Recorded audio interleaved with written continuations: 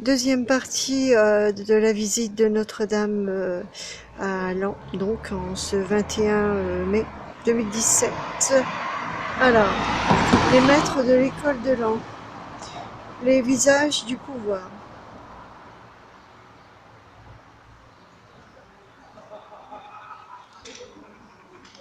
Abélard, d'où viens-tu? La face rouge et les sourcils froncés.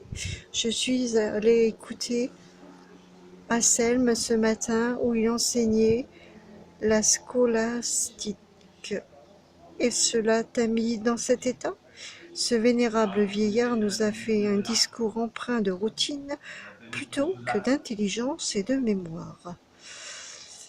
Il a la parole facile, mais le fond est sans valeur. Tu exagères, Abélard. Anselme est le plus grand d'entre nous.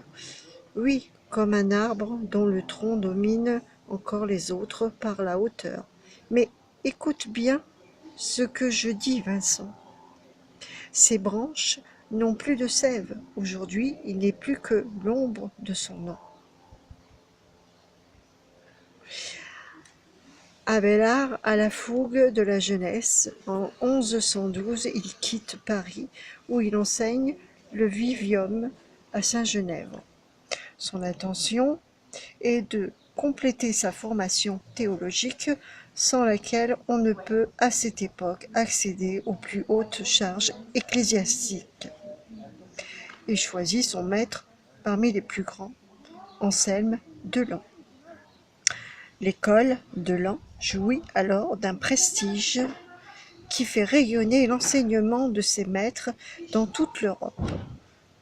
On y enseigne les 7 arts libéraux auxquels vient s'ajouter la médecine. Anselme prodigue des cours à Laon depuis 1090. Doyen du chapitre, il est surtout l'un des esprits les plus brillants de son temps.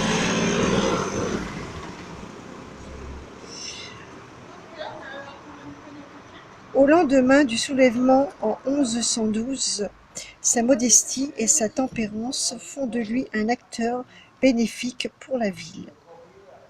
Bien plus jeune que son maître Abélard, remet en question les idées d'Anselme. Les deux esprits, donc, les plus féconds de leur époque, s'opposent durement jusqu'à l'éviction d'Abélard en 1113.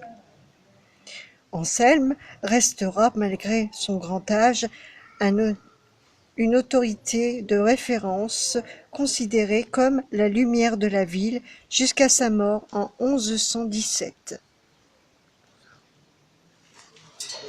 Je vous montre la photo.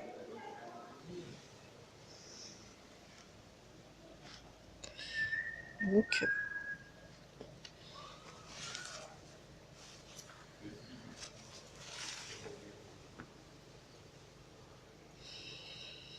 et principalement je descends, je vois absolument rien. Ah, je suis là, d'accord. Avec le soleil, comme on a du soleil, on est ébloui, on a du mal à voir. Voilà, gros plan.